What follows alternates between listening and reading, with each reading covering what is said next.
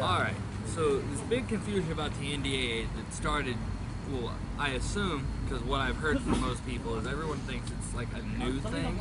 It's really not. It's really super old, actually.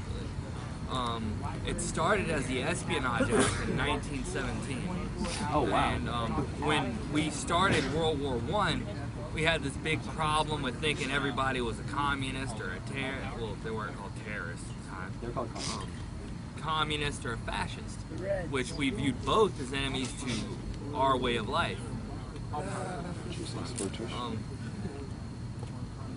The original act was passed on June 15th, 1917, and I forgot to take down the exact wording of it.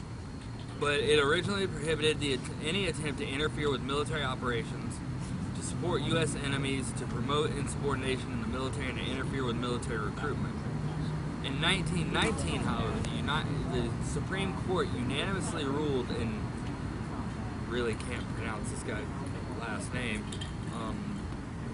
Schenck versus the United States, the act did not violate the freedom of speech of those convicted under its provisions, which we all know is horseshit. Among those who have been charged because of this are the former president of the Watchtower Bible and Tract Society, Joseph Rutherford, poet E.E. Cummings, the Rosenbergs, Daniel Ellsberg, and Julian Assange, which most of you know more about than the other ones I listed.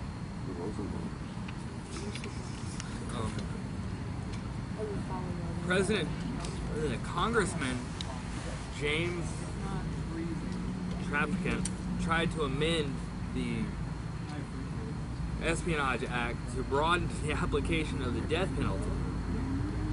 Senator Arlen Specter proposed a comparable expansion of the use of the death penalty in the same year. In 1944, Robert K. Dorman proposed the death penalty for disclosure of a United States agent's identity. There were various committees responsible for enforcing this act throughout the years, starting with the Overman Committee in 1918. And it was...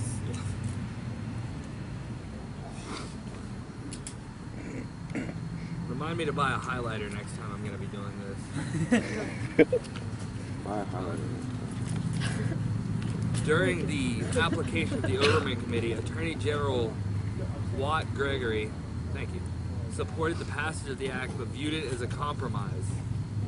The president's congressional rivals were proposing to remove responsibility for monitoring pro-German activity, whether espionage or some form of disloyalty, from the Department of Justice to the War Department, which is the predecessor for the Department of Defense, creating a form of court-martial of doubtful constitutionality. Wow, I really need to work my pronunciation. The resulting act was far more aggressive and restrictive than they wanted, but it disarmed critics of their conduct of the war, nevertheless, on the home front. Officials in the Justice Department had little enthusiasm for the law, nevertheless hoped that even without generating many prosecutions, it would help quiet public calls for more government action against those thought to be insufficiently patriotic.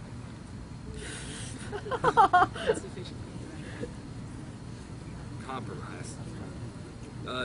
It made it a crime to convey information with the intent to interfere with the operation or success of the armed forces of the United States or to promote the success of its enemies, which would be any of us who ever held up a sign that said, "Get home from Iraq." This was punishable by death or imprisonment for not more than 30 years or both, which is kind of contradictory because I can give you 30 years or death, but I can't give you the life sentence. Weird. Or to convey false reports or false statements with intent to interfere with the operation or success of military or naval forces of the United States, or to promote or cause insubordination, disloyalty, mutiny, refuse. I'm not going to say that because that's redundant. In the military or naval forces of the United States, or to willfully obstruct the recruiting and enlistment service of the United States, with a punishable by a maximum fine of $10,000, which in 1918 was closer to like 100,000 now, or by imprisonment for not more than 20 years or both. It also gave the Postmaster General the authority to like not deliver mail if he thought it was under these laws. The law was extended on May 16, 1918 by the Sedition Acts of 1918. Actually, a set of amendments to the Espionage Act which prohibited many forms of speech, including Bolshevism,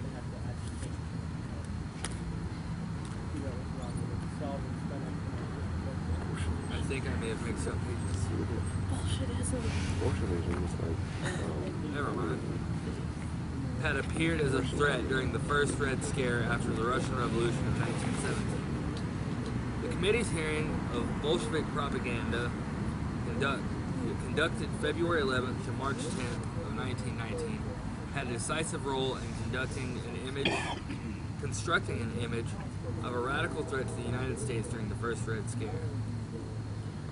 Congressman Hamilton Fish, the chair of the Fish Committee, which was founded in 1930, was fervently anti-communist, and on May 5th, 1930, House Resolution 180, which proposed to establish a committee to investigate communist activity in the United States. When they did this, they didn't actually make sure you were a communist. If you said anything that remotely reeked of communism, i.e. if you were to occupy, they went in, they shut you down, imprisoned you, and investigated every aspect of your life. So any privacy you thought you had before this was shattered. The official title for these committees were always a Committee on Un-American Activities, which is fucked up considering America was founded on freedom of speech and freedom of religion and things like that. So to say that you saying something is un-American is kind of un-American in itself.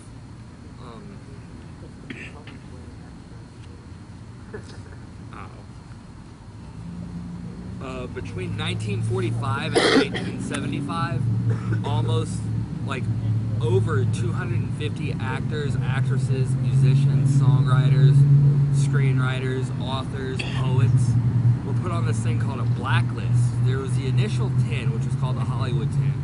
I actually have the list if you'd like to look at it. Probably look up some of the stuff by these people. And Ronald Reagan was involved in that. I believe so, yes. And basically it was this clusterfuck of our government deciding that, hey, we don't like what these guys are doing, so let's make it impossible for them to work.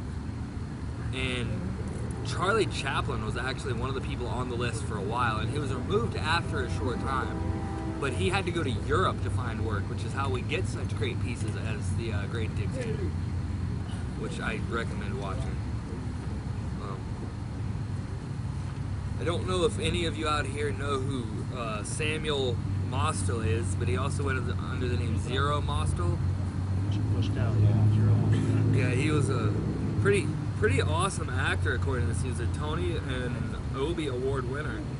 But I have a section of his testimony for the House Un-American Activities Committee. Mr. Jackson, who is speaking to Mr. Mostel. Mr. Chairman, may I say that I can think of no greater way to persuade one's political beliefs than to appear under the auspice of Mainstream, a communist publication. Mr. Mostel, I guess is how it's pronounced. My apologies for mispronouncing it. I appreciate your opinion very much, but I do want to say that I don't know. You know, I still stand on pay grounds. And maybe it is unwise and unpolitical of me to say this. If I appeared there, what if I did in imitation of a butterfly at rest? There is no crime of making anybody laugh. I don't care if you laugh at me. Mr. Jackson, if your interpretation of a butterfly at rest brought any money into the coffers of the Communist Party, you contributed directly to the propaganda effort of the Communist Party. I suppose I had the urge to do a butterfly at rest somewhere. Sorry, suppose I had the urge to do a butterfly arrest somewhere.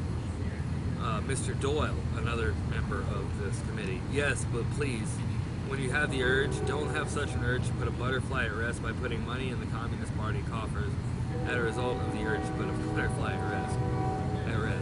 In other words, like I read the rest of this. Like these guys basically did what we've seen done lately, where they take like little things that are said and twist it into like this whole big thing. You know, like me being a vet, I'm told sometimes that I'm un-American for being out here, and then I mention I'm a vet, and all of a sudden it turns people's like changes their channel quick. They go from saying you're un-American to, oh, well, thank you for your service. Yeah, I appreciate what you did. And it's funny how like certain aspects change people's perspective. Can I add something? Yeah. During this period of time, it really goes back to the Occupy Act. It goes even back further. But anyway, the bottom line is that Joe McCarthy was the head of this committee, and they took people basically. They compiled lists of people from different sources, including Ronald Reagan when he was the head of the Screen Actors Guild, and he'd submit names, and these people were called to identify, called to testify. And if there was no evidence, and you could swear you're genuine American, you're off the hook. And there was an issue, and I don't know if it was Edward R. Murrow, perhaps. Yeah, and he was on there, and he basically refused to answer their questions. And he talked about, you know, being an American and political freedoms, the First Amendment, whatever. And that's pretty much where it ended right there, because he was a renowned figure. But they took people that were famous, you know, like Charlie Chaplin or whatever. And whether there was really anything there or not, if you didn't play the game right and they didn't have any evidence, you were gone. You were just, you know, you lost your job. You lost your job. You were blacklisted. It was real serious. Part of that came from the Great Depression, when so many people were out of work. Here we go again, right? And there was a lot of unrest, and the powers that be were getting really, really nervous because, you know, people started looking at communism and socialism because free enterprise wasn't working. The capitalistic system wasn't working. They were out of jobs. About a quarter of the people, supposedly, were out of work during the Great Depression. And, you know, we're really, if you look at statistics now, it's probably close to that. Lower people at home, unemployment, whatever. So the powers were nervous. So how do you prevent people from going to these radical political philosophies? You become tyrannical, and they're terrorists. And you didn't need the evidence. You know, you really didn't much of any evidence. You were blacklisted. You couldn't get a job. It was serious. And it continued right up until the 50s, you know. But then when Reagan, you know, and Reagan was involved in that, like I said, with blacklisting people from Hollywood, it was really, really serious. There's a little bit about the feeling of the times and what was going on. And we're here again, aren't we? Thank you. Sure. I have a point of information. Real quick. Sure. I think what you're talking about was in like the 20s and stuff, right? No, this is This like is the 40s? 1945, This is the 40s. 1970. Okay, never mind. The direct predecessor of our current National Defense Authorization Act was called the Macaron Internal Security Act, or the Internal Security Act of 1950. And I have all the extra numbers for it if you'd like to look that up on your own later. Also known as the Subversive Activities Control Act. Named after Senator Pat Macaron, a Democrat from Nevada. It is the United States federal law. It's the United States federal law. It was passed over Harry Truman's veto. The anti-communist fervor was bipartisan, and only 10 Democratic senators voted to uphold the veto. Details, it required communist organizations to register with the United States Attorney General and establish a Subversive Activities Control Board to investigate persons suspected of engaging in subversive activities, which ironically the act never clarifies in the actual documentation of it. It never says what these subversive activities are. It just said subversive activities. Again, something we see going on a lot now. to go further and to skip over a lot of like needless repetition, President Truman called it the greatest danger of freedom of speech, press, and assembly since the Alien and Sedition Acts of 1798 and a mockery of the Bill of Rights. Also a long step towards totalitarianism. That was the president saying that. We'll never get that shit anymore. The justification with it for the First Amendment is a threat to national security. And when you're in wartime, there's concerns about people that are working with the enemy.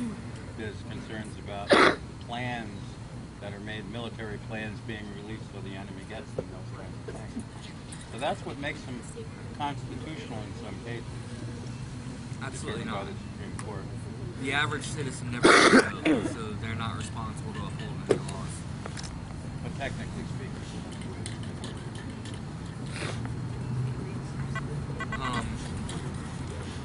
The military got special citing to use it in Army Regulation AR 190-11 to support that installation commanders have the authority to suspend the Second Amendment. The act itself does not state this authority, but is interpreted in the same manner as the suspended portion codified in 50 USC 798. An Army message known as an Alarac 333 2011. Too damn many numbers to spit out. Senior commanders have specific authority to regulate privately owned weapons, explosive and ammunition from Army installations. It refers to AR 190-11 and Public Law Section 1062 of National Defense Authorization Act for fiscal year 2001. Public Law 111-383. This reference basically reworded a law to say what they wanted it to say.